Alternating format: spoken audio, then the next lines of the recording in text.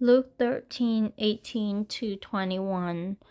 So the parable of mustard seed and leaven talks about the kingdom of God being small at first, but growing supernaturally and grew into like a tree where the birds of the sky. I think like before I read all, but this one doesn't have the word all. It's just the birds of the sky nested in its branches.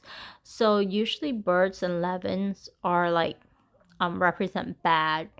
The symbolism represents like leaven is representing sin, and birds of the sky like snatch away the seed and stuff like that. So it represents like bad things, but I think it just talks about how even imperfect people, of course we're all imperfect, so imperfect people like us, God's kingdom welcome us in. I think that's what it means. And then it's like leaven, and then it's, I don't understand why it says like they hid it, um but all the flowers leaven. So to me it's like you can't hide the kingdom of heaven. um but I'm not sure like the part about the birds and the leaven, that's not too sure about it. I'm not too sure about it, but that's it. Just the main idea is that the kingdom of God will grow, and it actually is true. If you look at it, it starts from a tiny baby, actually even before that, the conception, right?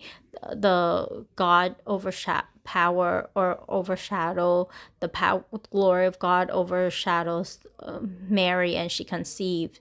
So I would imagine that's like the seed of God that was planted into Mary. So very small seed, and yet Jesus grew in wisdom and stature. He did his miracles and healings and death and resurrection. And after the resurrection, like the disciples were his witnesses. They spread the the gospel, and we are still continuing that message to this day, where God said that all, like, spread it so that all nations and tribe will hear the gospel message and know of the good news.